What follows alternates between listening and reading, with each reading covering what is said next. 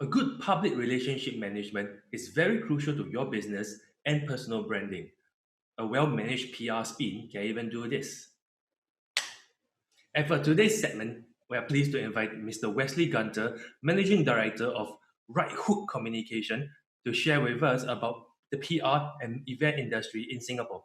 Hi, Wesley. Thank you for coming on to the show. Great to have you here today because we would all like to find out what is the challenge faced by the PRs and the event industry, which is supposed to be a very vibrant industry in Singapore now. I think one of the biggest challenges is that for the PR industry, it's quite broad, right? But a lot of the clients within the lifestyle industry, like hospitality, MICE, F&B, they don't have budgets now for marketing and PR, especially because they're in survival mode. Yeah, absolutely right. And one of the biggest crisis management that a lot of firms and even personnel have to do now is the managing of fake news. Once upon a time there was an authority that we can depend on to tell us what is real and what is fake. And you can see from in US right now, the authority are the ones spreading the fake news.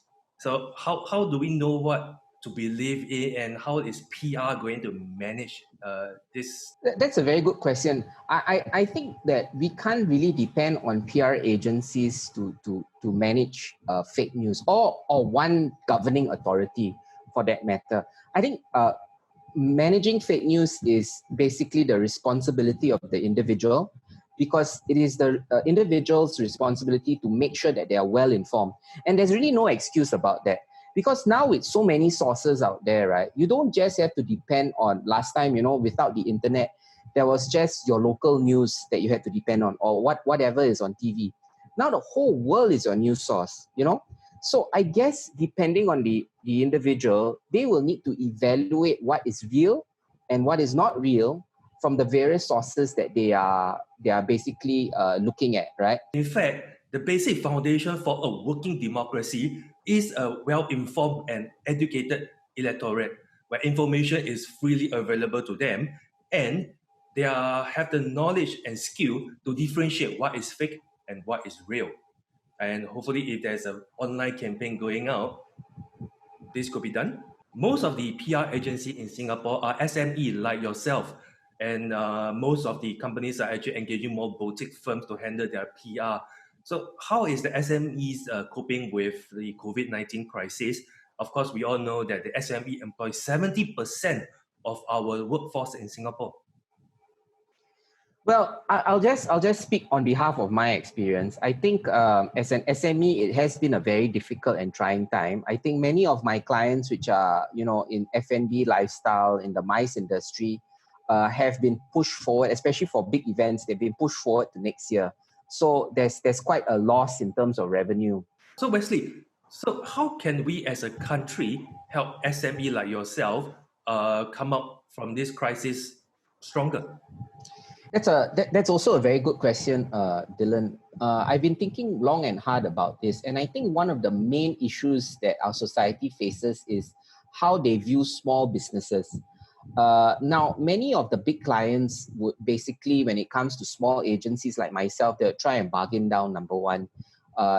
Sometimes late payments are the norm, and this applies for people who are freelancers as well as come from small agencies. Now, this actually creates a huge problem in society because, payments are delayed. Bosses can't pay their staff on time, sometimes, and it does affect small businesses. This is not just a COVID-19 kind of problem. It is it's an evergreen issue that has been prevalent in our society and industry for the longest time, from the time I started.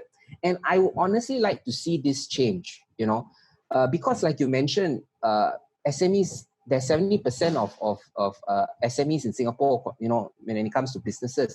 And we do play an important role. We are like the backbone of the business industry.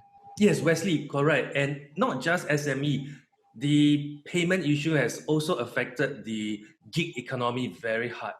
So I think as a country, as a people, we can look at is, of course, cost reduction, supporting the SME in more grants and funds, and hopefully promote a culture where more customers choose to support SME, maybe starting by our government procurement. Choose local SME first, and I'm sure they pay on time. Yeah, I think you hit the nail on the head, Dylan, because I think that there should be a local first policy. The crisis for COVID-19 could worsen, the economy may not pick up, and no one may hear your cry for help. But don't worry, if all else fail, we will do this. Break grass and release Taman. Yay, Wesley, thank you for coming on to the show. Next, we will continue to explore more segments and more on-the-ground dialogue, not monologue of a single person, with more SME and real Singaporeans on the ground. Okay, thank you, Wesley. Thanks, Dylan.